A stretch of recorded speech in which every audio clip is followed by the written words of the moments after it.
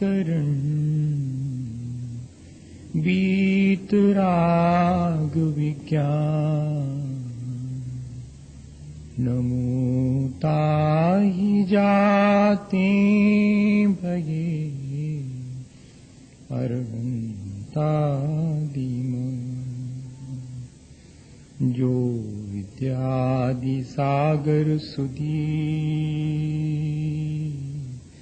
जो विद्यादि सागर सुधी गुरु हैं तैसी शुद्धात्म में निरत नित्य हितोपदेशी वे पाप ग्रीष्म ऋतु में जल हैं सयाने पूजूं हैं सतत केवल ज्ञान पाने पूजूं हैं सतत केवल ज्ञान पाने। बोले भगवान महावीर स्वामी की, आचार्य कुंद कुंद स्वामी की, आचार्य गुरुवर विद्यासागर मुनि महाराज की।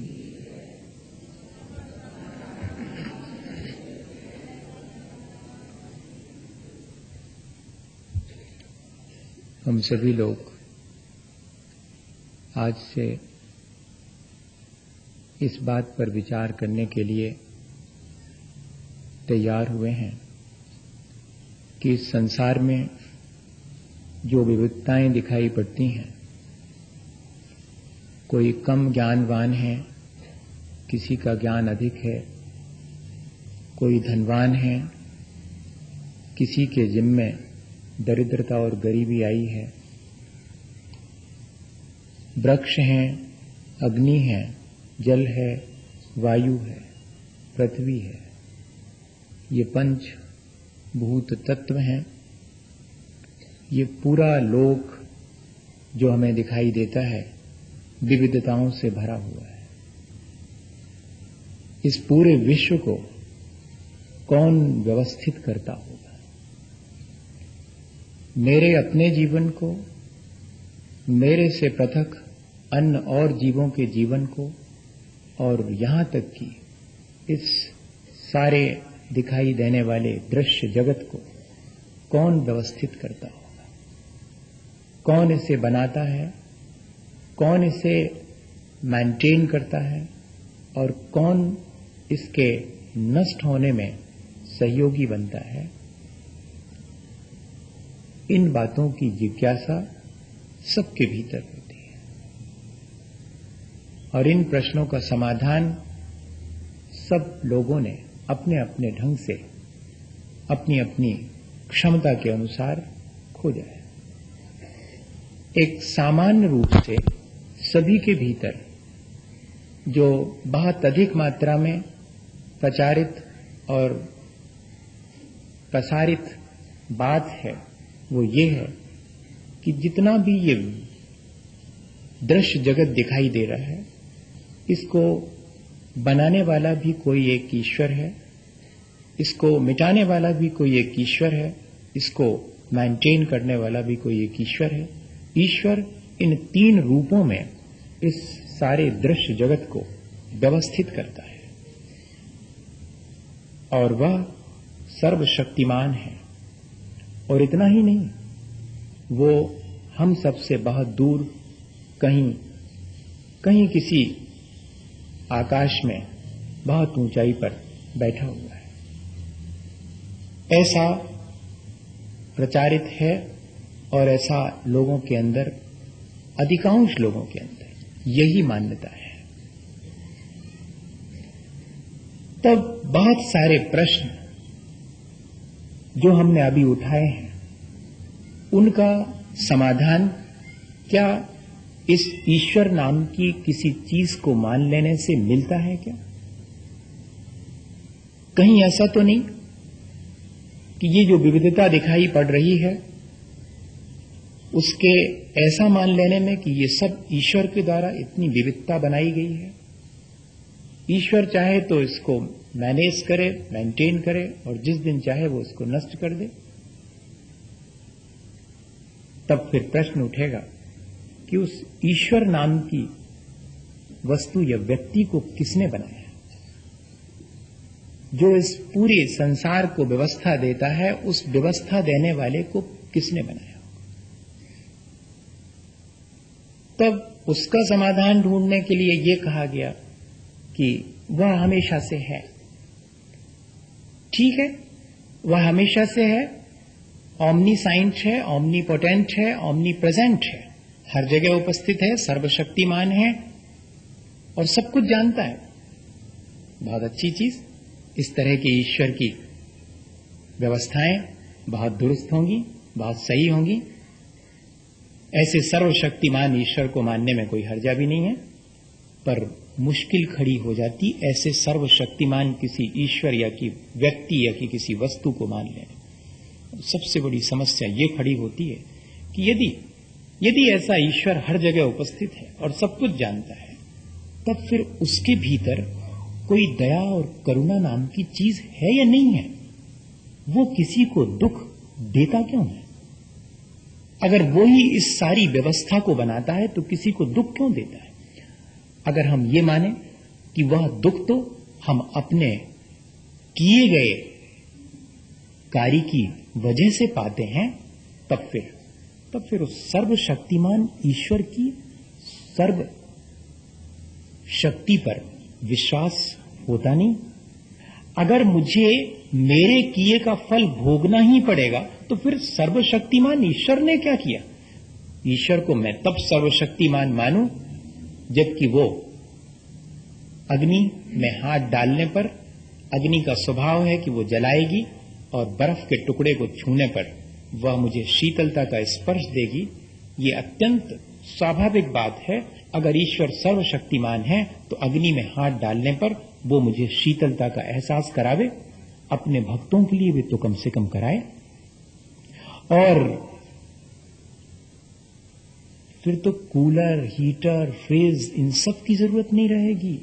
फिर तो बस जरा सा ईश्वर से प्रार्थना करी और अग्नि में हाथ डाला और ऐसा लगेगा जैसे बर्फ में डाला हो, और बर्फ की सिल्ली पर हाथ रखा और ऐसा लगा जैसे कि बिल्कुल आग में डाला हो।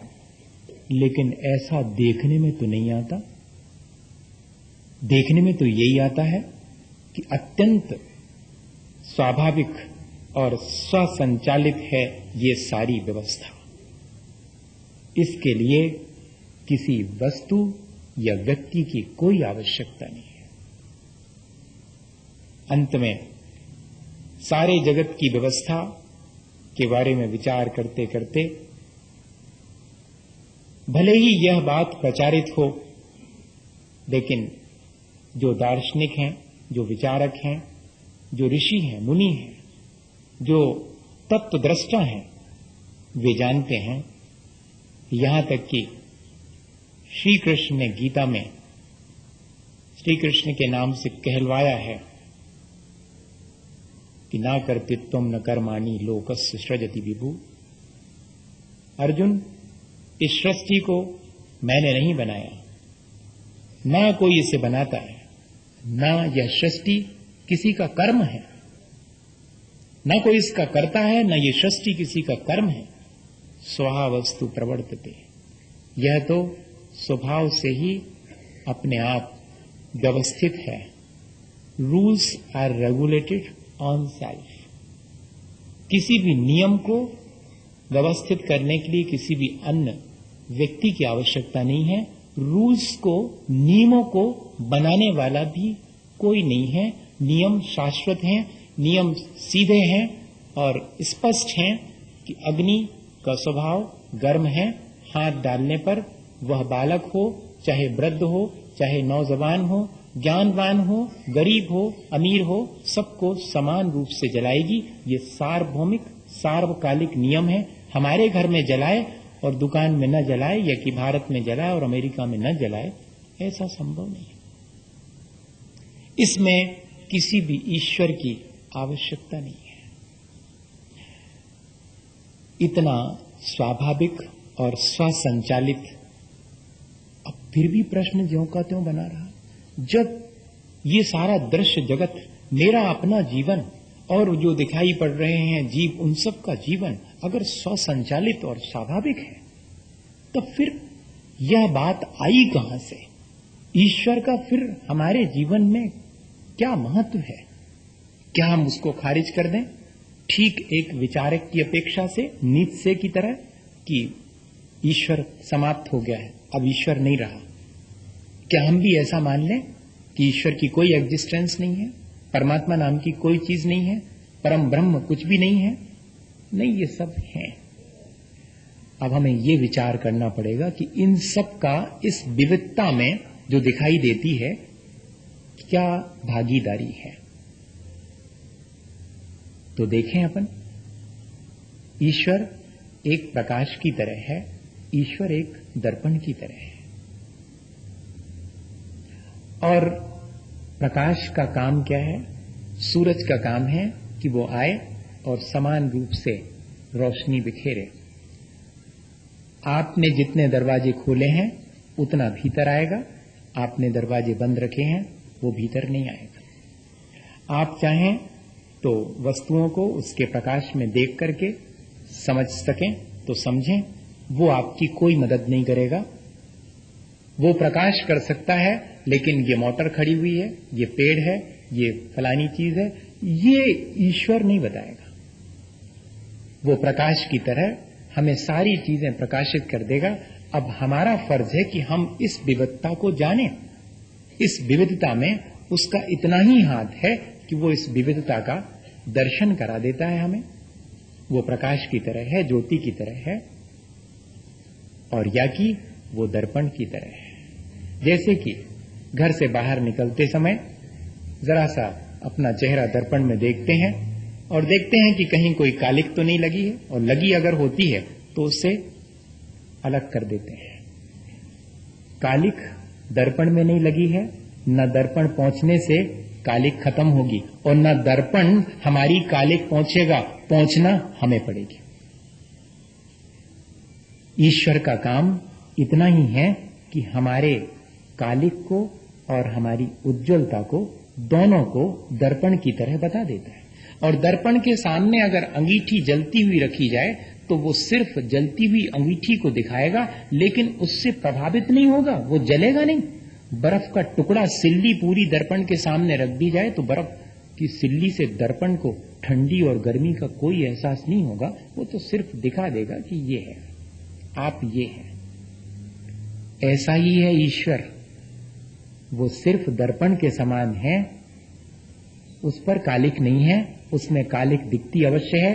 कालिक हमें अपने आचरण और साधना से स्वयं हटानी पड़ेगी, ईश्वर हटाएगा नहीं। ईश्वर से यदि हम अपने चेहरे पर लगी हुई कालिक को हटाने की बात करते हैं तो ये तो ईश्वर के साथ अन्याय है। जैसे दर्पण से ये अपेक्षा रखना कि वो हमारे चेहरे पर लगी कालिक दिखाएगा और साथ में वो कालिक पहुंचने का इंतजाम भी करेगा, ठीक ऐसा ही ईश्वर से ये अपेक्षा रखना कि वो हमारी अपनी कमियों को, हमारी अच्छाइयों और बुराइयों को दिखाने के साथ उनको व्यवस्था भी देगा। व्यवस्था देना उसका काम नहीं है, उसके माध्यम से व्यवस्थित हो जाना ये हमारा अपना दायित्व है। ईश्वर का रोल हमारे जीवन में इतना ही है, एक दर्पण की तरह। और वो दर्पण भी ऐसा है जो कि चीजों को अपने में दिखा तो देता है लेकिन उनसे प्रभावित नहीं होता।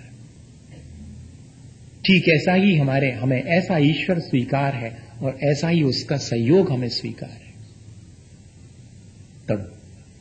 तब ईश्वर का महत्व भी है। और ईश्वर को पाने का मतलब क्या है? परमात्मा को पाने, परमात्मा के दर्शन करने, परमात्मा में लीन हो जाने, इन सबके मायने क्या है? फिर ऐसे शब्द बहुत से सुनने में आते हैं, परमात्मा में लीन हो जाना, परमात्मा को प्राप्त कर लेना, परमात्मा का साक्षात्कार कर लेना, ब्रह्म का साक्षात्कार कर लेना। जहां ये कहा जाता है कि अहम ब्रह्मास्मि, मैं ही ब्रह्म हूं, वहां पर यह इशारा किया जाता है कि मैं सिर्फ मनुष्य नहीं हूं, मैं सिर्फ किसी का पुत्र या किसी का पिता या किसी की मां नहीं हूं, मैं परमात्मा की हैसियत का हूं, मैं ब्रह्म स्वरूप हूं। और परमात्मा कोई व्यक्ति नहीं है जिससे कि मुझे मिलने जाना हो, जिसका कि मुझे दर्शन करना हो या जिसमें मुझे समाना हो। वो व्यक्ति नहीं है। परमात्मा एक अवस्था है जो कि हर आत्मा को प्राप्त हो सकती है। वो परम विशुद्ध अवस्था है परमात्मा। कोई ऐसा व्यक्ति नहीं है, कोई पुरुष नहीं है जैसे कि हम हैं। इसलिए परमात्मा से मिलना अंततः अपने ही परम विशुद्ध स्वरूप का साक्षात्कार करना, उससे मिलना और उसमें लीन हो जाना। परमात्मा में लीन होना, अपने आप में, अपने शुद्ध स्वरूप में लीन होना है। हमें ये बात पहले बहुत स्पष्ट होनी चाहिए कि ये जो विविधताएं दिखाई पड़ती हैं, जिनके बारे में हमने बहुत जल्दी ये विचार कर लिया, हमारी बुद्धि से परे मालूम पड़ता है। कैसे एक पेड़ की पत्ती नहीं बना सकता विज्ञान, एक शेल नहीं बना सकता अपने शरीर का, तो फिर ये किसने बनाया होगा? तो हमारे पास जब इसका कोई उत्तर नहीं था तो हमने कहा ईश्वर ने बनाया। वो सब शक्तिमान है, वो सब व्यवस्था बनाता रहता है। एक घर की व्यवस्था बनाने वाले को कितनी मुश्किलें और कितना संक्लेश उठाना पड़ता है, कितना हर्ष विषाद में वो डूबा रहता है। और यदि पूरे विश्व की व्यवस्था बनाने वाला क्या उसी हर्ष विषाद और उसमें डूबा रहेगा? नहीं, वो दर्पण के समान अत्यंत निर्मल है। सारी चीजें उसमें झलक सकती हैं, लेकिन वो उन चीजों को बिना प्रभावित हुए सिर्फ दिखाता है और अपने आप में लीन रहता है। वो इस सब प्रपंच में नहीं है। सारा प्रपंच, तब फिर खोजना पड़ेगा कि इस प्रपंच का, इस संसार की विविधता का कारण कोई और है। ये बात तो स्पष्ट हो गई कि ये जो ईश्वर, जो हमारी अपनी भ्रांति है और जो हमें अपने आप को बचाने का उपाय हमने खोज लिया था कि चाहे कुछ करो, बस सारा डाल दो उसके ऊपर, अच्छा है तो और बुरा है तो। इसमें भी थोड़ा सा लाभ तो है। थोड़ा लाभ ये है कि ईश्वर पर अगर सब कुछ डालने की तैयारी हो तो भी बड़ी शांति मिल सकती। इस विविधताओं भरे संसार से हम धीरे से ऊपर उठ सकते हैं अगर ऐसी चीज आ जावे तो। लेकिन मजा हमारे साथ ये है कि अगर कुछ अच्छा होता है तो उसका श्रेय हम लेते हैं, बुरा होता है तो ईश्वर पर डालने का मन होता है कि क्या करें, ईश्वर को यही मंजूर था। ये दोहरा हिसाब हमारे साथ है। या तो हम एक जैसा ही कि जा विधि राखे राम ता विधि रहिए, फिर सुख और दुख दोनों में समता रखनी पड़ेगी। इस विविधताओं के बीच में भी एक रूपता कायम करके रखनी पड़ेगी। ईश्वर की उपस्थिति का एहसास सिर्फ एक बात की हमें मदद करता है, एक बात में हमें सहायक बनता है, हमारे अपने परिणामों में होने वाले हर्ष विषाद को शांत रखने में। ईश्वर की खोज और ईश्वर के सहयोग, दोनों बातों को दो छोटे से उदाहरण से समझ लें। रविन्द्रनाथ टैगोर ने लिखा कि उन्हें ईश्वर की खोज थी। गीतांजलि में उन्होंने ईश्वर के गीत गाए और उनके पड़ोसी ने उनसे पूछा था कि कभी ईश्वर का साक्षात्कार हुआ? तो बहुत मुश्किल में पड़े थे। उन्होंने अपने संस्मरण में लिखा है कि फिर मुझे ईश्वर की जितनी दरकार नहीं थी उतनी मुझे लालसा थी उस पड़ोसी से बच के रहने की, क्योंकि उसने सीधा पूछ लिया था कि ईश्वर का साक्षात्कार हुआ कि नहीं। अगर कोई ईश्वर के बारे में बात करे और हमसे कोई सीधा पूछ ले कि आप इतनी बातें कर रहे हैं, देखा है कभी उसको, तो हम बगलें झांकने लगेंगे, हम यहां से वहां हो जाएंगे कि देखा बेका तो है ही नहीं। पर है वो, तो फिर चलें उसकी खोज करें। तो रविन्द्रनाथ ने लिखा कि मैं खोज पे निकला और मुझे पता भी मिल गया उसका कि फलानी बिल्डिंग में रहता हूं। हाँ, मैंने पूरा एड्रेस नक्की बिल्कुल करके मैं गाड़ी से नीचे उतरा और जैसा कहा गया था वैसे ही। और मैं जब ऊपर सीढ़ियां चढ़ रहा था तो मेरे मन में विचार आया कि ईश्वर के पास जाने से पहले जरा विचार कर लेना चाहिए कि अगर वो मिल गया तो उससे बात क्या करेंगे, और चुपचाप जाना चाहिए। मैंने जूते उतार लिए और उतार करके हाथ में ले लिए, दबे पांव सामने जाके देखा तो नेम प्लेट बिल्कुल ठीक लगी थी, ईश्वर यहीं रहता है। यहां तक तय हो गया। मैं बिल्कुल दरवाजे पे एक प्रतीकात्मक रविन्द्रनाथ ने वर्णन किया है उसका कि मुझे मालूम भी पड़ जाए, और मुझे मालूम भी पड़ गया और मैं उसके पास दबे पांव पहुंचाऊं। और जैसे ही दरवाजा खटखटाने का मेरा मन हुआ पर हाथ रुक गए कि ईश्वर की खोज में मैं अगर लगा रहूं तो कम से कम ये अनुभव तो होता है कि ईश्वर है। लेकिन जिस दिन मैं ईश्वर को इस तरह से जीता जाता पालूंगा, फिर तो उसकी खबर ही नहीं लूंगा मैं। ऐसे तो बहुत से लोग हैं जिनको मैं परिचित हूं और जिनसे मिल लिया है मैंने, और फिर मैं भूल जाता हूं उनको उनसे मिलने के बाद। अच्छा यही है कि मैं ना मिलूं और उसे खोजता रहूं, ताकि मुझे ईश्वर का ध्यान बना रहे। ईश्वर की खोज मुझे ईश्वर की याद बनाए रखने में मदद करती है कि मैं खोजता रहूं। और अगर मैंने ऐसा पा लिया और फिर भी मैं संसार में रहूं, तो फिर ईश्वर को भूल जाऊंगा। ईश्वर को पाने के बाद फिर संसार में रहने के लिए कोई आवश्यकता नहीं। ये प्रतीक है कि एक बार यदि ईश्वर को पा लिया तो फिर संसार समाप्त हो जाएगा।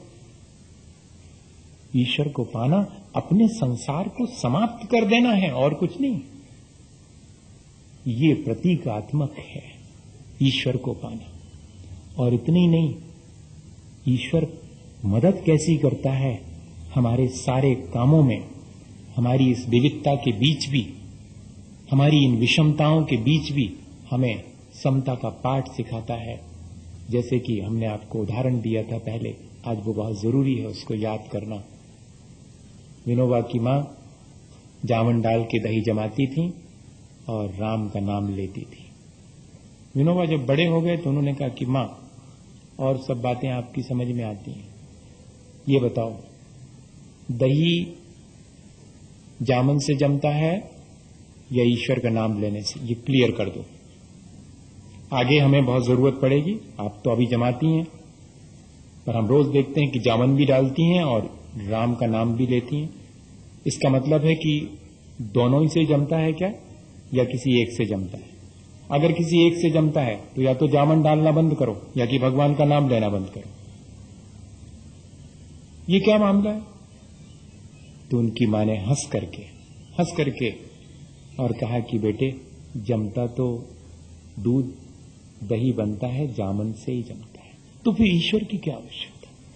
बेटे, सिर्फ इतनी आवश्यकता है कि कल जब सुबह बहुत अच्छा दही जम जाएगा तब मुझे ये अहंकार ना आ जाए कि मैंने जमाया है, इसलिए राम का नाम ले लिया। मेरी श्रद्धा मेरे इस कर्तापने और अहंकार को कि मैं करता हूं, इसको नष्ट करती। इसलिए ईश्वर के प्रति श्रद्धा भी आवश्यकता है। ईश्वर का इतना बड़ा रोल है, ये सहयोग बहुत जरूरी है ईश्वर का जीवन में, कि मैं उसके प्रति श्रद्धा रखूं और अपने अहंकार को। और अगर कल के दिन नहीं जमता है तो मैं किसी को शिकायत ना करूं, मैं किसी को दोषी ना ठहराऊं, मैं संक्लेश ना करूं। इससे मुझे ईश्वर बचा लेता है। मुझे अहंकार और संक्लेश दोनों से बचाने में मदद करता है। ईश्वर की मेरे जीवन में मदद इतनी ही है, वो मेरे जीवन को सुखी दुखी बनाता है, मेरे बॉडी को कंस्ट्रक्ट करता है, या कि मुझे इस संसार में धनवान ज्ञानवान या कि दरिद्र और बिल्कुल मूर्ख बनाता है। इसमें उसका कोई हाथ नहीं है। उसका हाथ सिर्फ ये है कि अगर मैं मूर्ख हूं तो मुझे धैर्य बनाता है, मैं ज्ञानवान हूं तो मुझे अहंकारी बनने से रोकता है। बस इतना रोल है उसका, और ये बहुत बड़ी चीज है। इस तरह यदि हम देखें तो कुछ हद तक तो हमने इस बात को बहुत क्लियर कर लिया कि हां, सचमुच है तो ऐसा ही, कोई और है। क्या है वो जिसने कायम करके रखा है, जिसने मेरे जीवन को सुख दुख हर्ष विषाद ज्ञान अज्ञान ये सब दिया है? देखें, अपन अग्नि को गर्म बनाने में किसी का हाथ नहीं है, बर्फ को ठंडा बनाने में किसी का हाथ नहीं। इसी तरह दूध में पानी मिलाने का किसी का काम है क्या? नहीं। हमेशा से तिल में तेल भरने का इंजेक्शन से किसी का काम है कि नहीं? जो हमारी बुआ पहली बार विदेश गई तो वो यहां से जलेबी लेके गई थी, जलेबी, हाँ, इंडिया से पहली बार। वो सुनाती हैं, वो टेबल टेनिस की वो रही खिलाड़ी, तो वहां खेलने गई थी उस समय, उस जमाने। अब तो वहीं पर बस गई। तो वो हम लोगों को बाद में आके बताया कि वो लोग बहुत बहुत आश्चर्य कर रहे थे। वो मेरे से पूछने लगे कि ये जो गोल गोल चीज है ये बनी कैसे? तो हमने बता दिया कि ऐसे ऐसे बनी, तो फिर वो तो ठीक है, लेकिन इसमें ये जो सीरा है वो क्या इंजेक्शन से भरा था क्या? अब उनने तो ये वाली डिश देखी नहीं थी, ये भर कैसे गया उसमें सीरा? इंजेक्शन से भरा होगा शायद, सिरिंज से। ठीक ऐसा ही हमारे मन में प्रश्न उठ सकता है कि दूध में पानी किसने मिलाया, हमारे जीवन को ऐसा किसने बनाया? नहीं, दूध में पानी जैसे हमेशा से है, ऐसा ही संसार में ये जीव विकारी अवस्था को हमेशा से प्राप्त है। सुख दुख, कमी वेशी, ज्ञान धन दरिद्रता, ये सब हमेशा से है। जैसे कि दूध में पानी है, किसी ने उसको मिलाया नहीं है, स्वाभाविक है। जैसे कि तिल में किसी ने तेल भरा नहीं है, वो जैसे ही तिल उगता है उसमें तेल भी हमेशा है। जैसे ही कोई मनुष्य जन्म लेता है वो अपने साथ अपने विकारों को लेके आता है। ये विकार है क्या चीज? अब बस यहां से शुरू करते हैं आज अपन अपनी यात्रा। कितने दिन चलेगी? उतने दिन जब तक कि समझ में नहीं आ जाएगी। बस जिस दिन समझ में आ जाए अपना काम पूरा हो गया, और कोई आवश्यकता नहीं है ज्यादा उलझने की। ज्ञान उतना ही आवश्यक है जितना कि लगी हुई भीतर की गठानों को धीरे से खोल देवे और हमें उन्मुक्त कर देवे, हमें उलझनों से पार कर देवे, हमें चीज स्पष्ट सामने आने लगे, राई रखती। इतना ही आवश्यक है। उसके लिए अपन ने ये प्रक्रिया शुरू की है। यहां तक पहुंच गए कि मेरे अपने विकार हमेशा से हैं। सबके भीतर जो भी दिखाई पड़ रहा है वो सारा खेल इसी विकार का है, और वो विकार आते कहां से हैं? हमेशा से हैं। उनका कारण भी मुझे अपने भीतर खोजना पड़ेगा, और उनका कारण मेरे अपने विकारों का, मेरी अपनी आसक्ति, मेरी अपनी अज्ञानता, मेरा अपना ये शरीर मेरे इन विकारों को आगे बढ़ाने में मदद देता है, और मेरे अंदर के जो विकार हैं वो मेरे द्वारा ही जनरेट होते हैं, किसी और के द्वारा नहीं होते। मैं विकार से ग्रसित हूं हमेशा से, और उन विकारों की जिम्मेदारी मेरी अपनी है, इंडिविजुअल है, और उन विकारों के घटाने बढ़ाने में ये मेरी मदद करता है। ये हमेशा से मेरे साथ है। एक विशेष सर्कल है जिसमें हम अपने थॉट्स की एक्टिविटीज, अपने स्पीच की एक्टिविटीज, अपने बॉडी की एक्टिविटीज हमेशा करते रहते हैं, और इस शरीर के माध्यम से हमारे भीतर जो भी भाव आते हैं, थॉट्स और फीलिंग्स होती हैं, वे सारा इस विविधता के लिए रेगुलेट करती हैं, और कोई अतिरिक्त नहीं है। हमारे अपने कर्म और हमारा अपना शरीर हमारे संसार के भ्रमण का और इस विविधता का कारण है। यहां तक हमने इस बात को समझ लिया। वे कर्म कैसे हैं? वे हमारे साथ बनते भी हैं, वे हमारे भोगने में भी आते हैं, वे हमारे करने में भी आते हैं। तीन तरह के हैं। कुछ कर्म हैं जो हम करते हैं, कुछ कर्म हैं जिनका हम फल भोगते हैं, कुछ कर्म हैं जो हमारे साथ फिर से आगे की यात्रा में शामिल हो जाते हैं।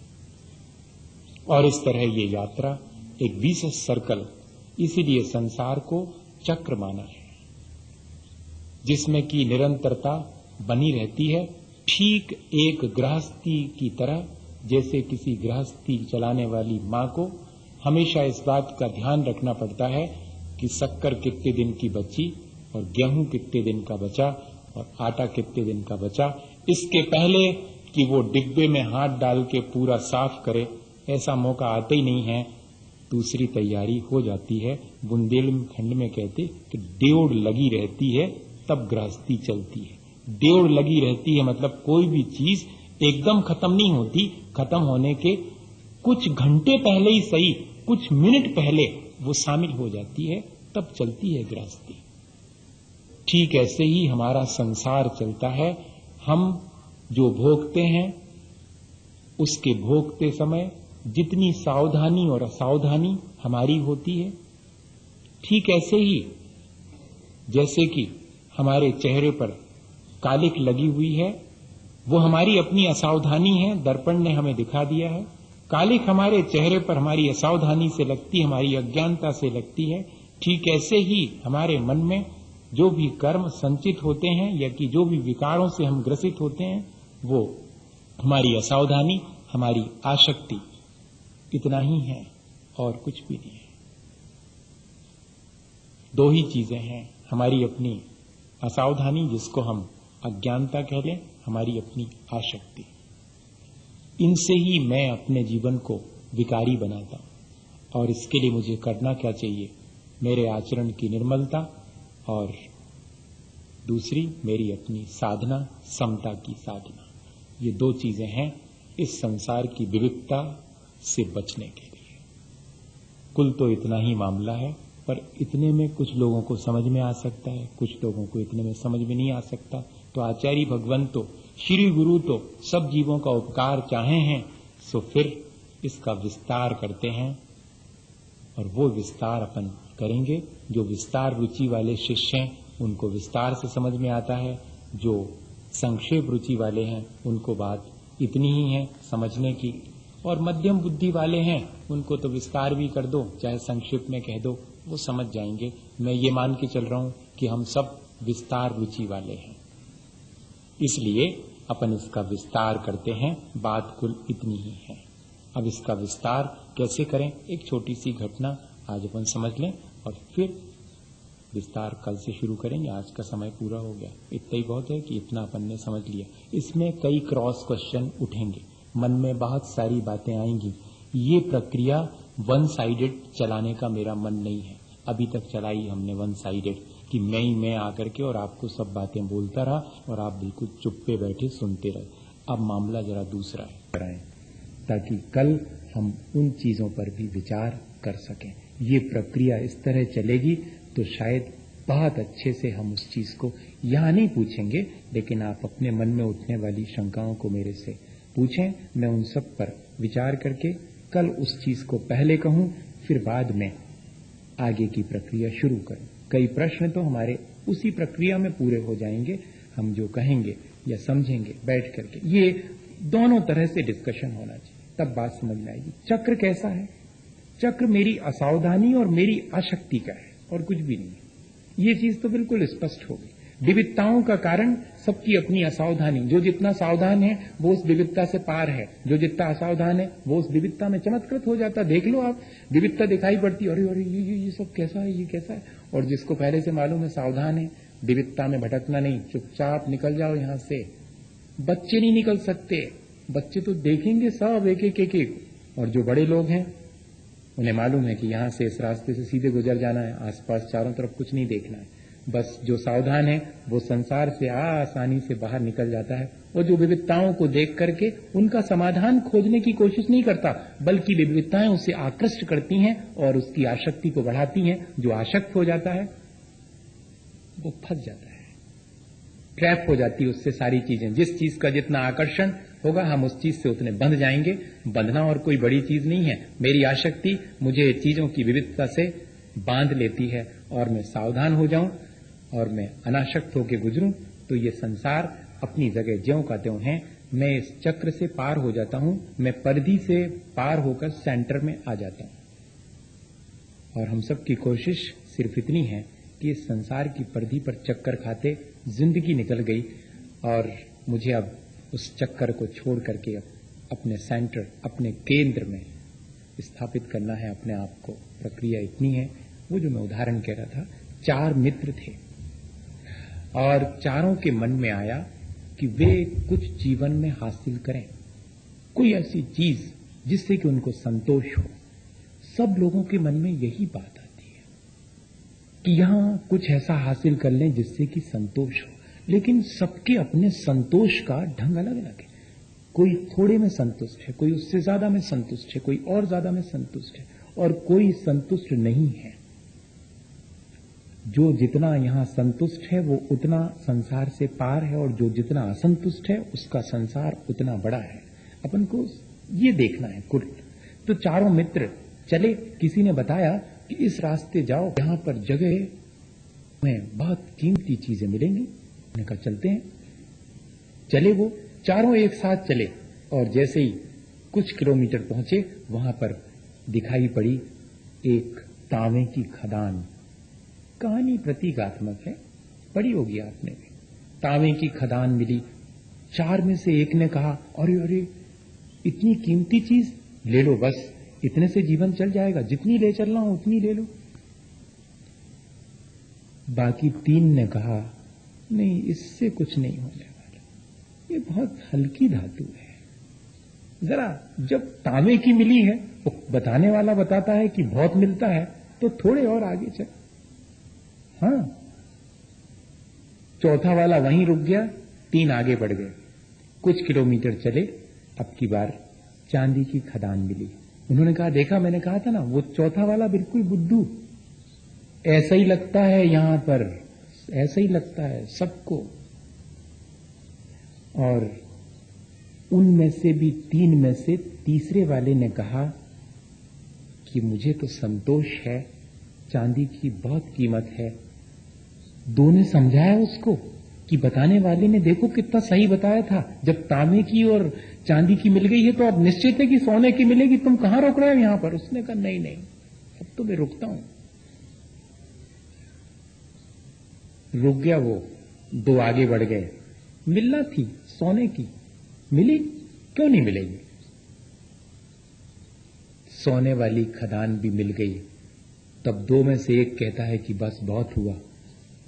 एक ने कहा, सुनो, जब सोने की मिली है तो अब हीरे जवाहरात की तय है, जयपुर आने ही वाला है, बस जस्ट सारे स्टॉपेज छोड़ दिया आपने, अब थोड़े और चलो। और वो आगे बढ़ गया। तीन तांबे, चांदी और सोने में संतुष्ट होकर के आगे बढ़ गए। आप इसको अपने ऊपर घटित मत करना भैया, नहीं तो आप मेरे से नाराज हो जाएंगे, मुझे आपके साथ रहना है, अभी नाराज नहीं करूंगा। लेकिन हम किस तरह से फंस जाते हैं, हमारी अपनी असावधानी कितनी है। हमारे अंदर के विकार जो कि अनादिकाल से चले आ रहे हैं, वो किस तरह हमें असावधान कर देते हैं, किस तरह हम अपनी असावधानी से आसक्त हो जाते हैं और किस तरह इस विशेष सर्कल में फिर शामिल हो जाते हैं और फिर एक उलझन अपने हाथ से खड़ी कर लेते हैं। नए सिरे से फिर सब समझना शुरू करते हैं कि क्या होता होगा, कैसे होता होगा, मैं कहां से निकलूंगा, जबकि सारी चीज स्पष्ट थी। चौथे वाले ने देखा कि हीरे जवाहरात की खदान तो आई नहीं, लेकिन इतना जरूर है कि एक व्यक्ति सामने जरूर बैठा है, वो शायद कुछ इंफॉर्मेशन देगा। पहुंचा उसके पास, देखा तो उस व्यक्ति के ऊपर और एक चक्र घूम रहा था बहुत तेजी से, बहुत तेजी से, बिल्कुल अधर में। ऐसा भी नहीं कि उसके ऊपर कोई कील हो जिस पे घूम रहा हो, वो तो बस चक्र घूम रहा था और वो बड़ा परेशान था, भूखा प्यासा, बेहाल था, कपड़े सब फट गए थे, जर्जर थे, पर चक्र घूम रहा है और वो बैठा हुआ है। पूछा उससे कि मामला क्या है। उसने कहा कि पहले ये बताओ, तुम मेरी मदद करोगे क्या। करूंगा, तो फिर मैं तुम्हें हीरे जवाहरात की वो खदान बता सकता हूं। उसने कहा मैं तो वही पूछना चाह रहा था तुमसे। तो उसने कहा सुनो, तुम मेरी जगह आना स्वीकार करो तो मैं तुम्हें बता सकता हूं। उसने कहा ठीक है, इसमें क्या बात है, पर मुझे ये जो चक्र है ना, इसकी वजह से सूझता नहीं है। मेरा ये चक्र तुम ले लो तो फिर मैं बाहर खड़े होकर तुम्हें बता सकता हूं कि वो खदान कहां, उसका मैप बना दूंगा मैं, जरा इससे मुक्त हो जाऊं बस। तुम सिर्फ इतनी भावना करो कि ये मुक्त हो जाए और मुझे हीरे जवाहरात की खदान का पता बताए। उसने कहा मैं भावना करता हूं कि तुम मुक्त हो और मुझे जल्दी से, और बस इतना कहना था और वो चक्र उसके ऊपर आकर के फिट हो गया और बाहर खड़े होकर उसने कहा कि हीरे जवाहरात की यहां पर कोई भी खदान नहीं है, वो भीतर ही है, मैं मुक्त हो गया। अब मुझे चांदी सोने और उसकी भी नहीं चाहिए, सीधा यहां से घर जाऊंगा, यहां से सीधा, अब मुझे कुछ नहीं चाहिए। अब कोई और दूसरा आएगा, जब उस चक्र को संभालेगा तब मुक्त होगा। प्रतीकात्मक है ये, ऐसा नहीं समझना कि कोई हमारे चक्कर को स्वीकार कर ले तो हम चक्कर से मुक्त हो जाएंगे। नहीं, हम जिस दिन चाहें उस चक्कर से मुक्त होना, उस दिन हम मुक्त हो सकते हैं। हमारी अपनी सावधानी और हमारी अनाशक्ति इस संसार के चक्र से मुक्त कर सकती, लेकिन इस चक्र को पहले समझ लें। समझेंगे अपन कि ये चक्र कैसे शुरू हुआ, इससे मुक्त होने का उपाय क्या है। इन सब पर अपन क्रमशः विचार करेंगे इसी भावना के साथ कि हम इस सारी प्रक्रिया को समझ करके और अपने जीवन को इस संसार के चक्र से मुक्त कर सकें। बोले आचार्य गुरुवर विद्यासागर मुनि महाराज। हे गुरुवर शाश्वत सुख दर्शक यह नग्न स्वरूप तुम्हारा है, जग की नश्वरता का सच्चा दिग दर्शन करने वाला है।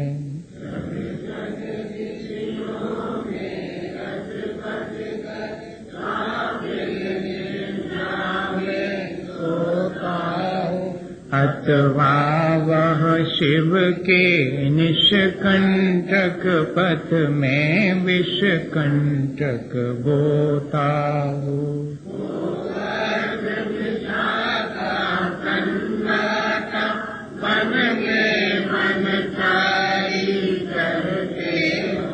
तब शांत निराकुल मानस तुम तत्वों का चिंतन करते हो। करते तप शैल नदी तट पर तब कर वर्षा की घड़ियों में समतारस पान किया करते, सुख दुख दोनों की घड़ियों में। अंतर ज्वाला हरती वाणी मानो धरती हो कुल घड़िया। भव बंधन तड़ तड़ टूट पड़े, खिल जावे अंतर की कलियां। तुम सावधानी क्या कोई हो, जग को देवी जग की निधिया। दिन रात लुटाया करते हो शम शम की अविनश्वर मणिया। हे निर्मल देव तुम्हें प्रणाम, हे ज्ञान दीप आत्म प्रणाम। हे शांति त्याग के मूर्तिमान शिव पथ पंथी गुरुवर प्रणाम। नाश देखो ज्ञान के प्रकाश देखो, चाहो द्रव्य ज्ञान वेखो, बंद विद भान वेखो, सपर पिछान वेखो परम प्रमाणी है। अनुभव बताए वेखो, जीव के कटाए वेखो, कारुण्य बताए वेखो, पावे और पानी है। जहाँ तहाँ तार वेखो, पार के उतार वेखो, सुख विस्तार वेखो, यही जिनवानी है। रामानी के ज्ञान दे मुझे लोकालो, लोकानी मस्तक नमो सदेव। कांदुल पुष्प कई